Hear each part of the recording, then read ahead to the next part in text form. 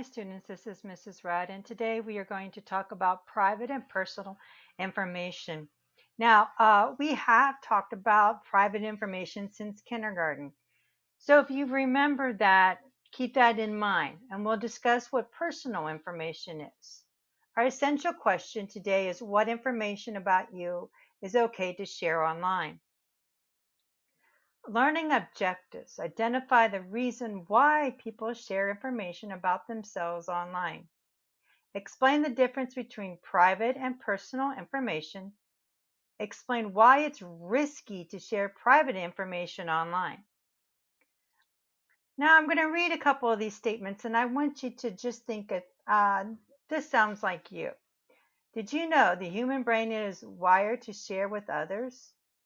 When your brain gets excited, you feel emotions, and something called the autonomic nervous system causes you to want to share others with others.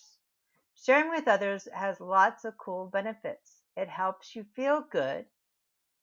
Sharing positive experiences help you remember them even after they're over. It helps you learn. Sharing knowledge keeps everyone to be informed. It helps you connect. Share your interests is a way to make new friends and strengthen relationships. It helps you persuade. Sharing what you care about can inspire others to act and to support good causes. So these are just some things of why we like to share. And they're fine. There's nothing wrong with that. So don't think sharing is a scary thing to do. We just have to know what we should and should not share. So now I want you to pause my video and I want you to go into Google Classroom and watch the private and personal information video. So once you're done with that video, come back to this video to continue the lesson.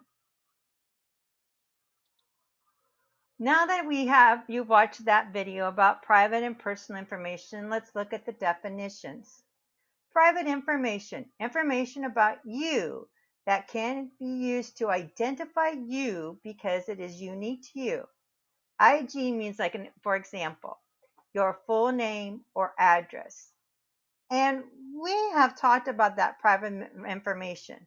Okay, if you just recall what we have talked about as our private information, remember we have to keep it a secret and we're not to share this information with people we don't know. And we've talked about that since kindergarten.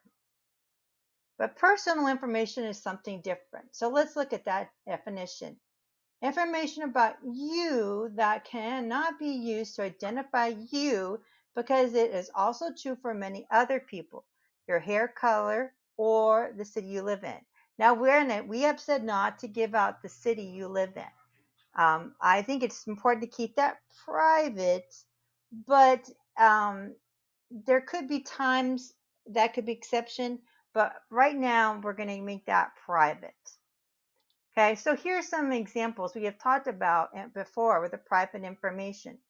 Your name, your address, your phone number, school. So keep thinking right now, what other things are private information? And I know many of you have put passwords on that, and that's very good. Personal information. It could be your favorite color, your favorite sport, your favorite subject, the fact you like to read books, you like to ride bikes.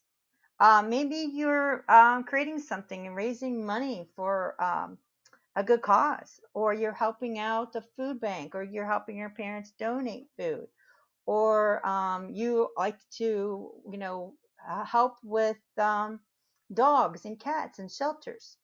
Okay, I mean, you like to help others in different ways, and that's good. So that's just personal information, stuff about you, but it can also be something about other people.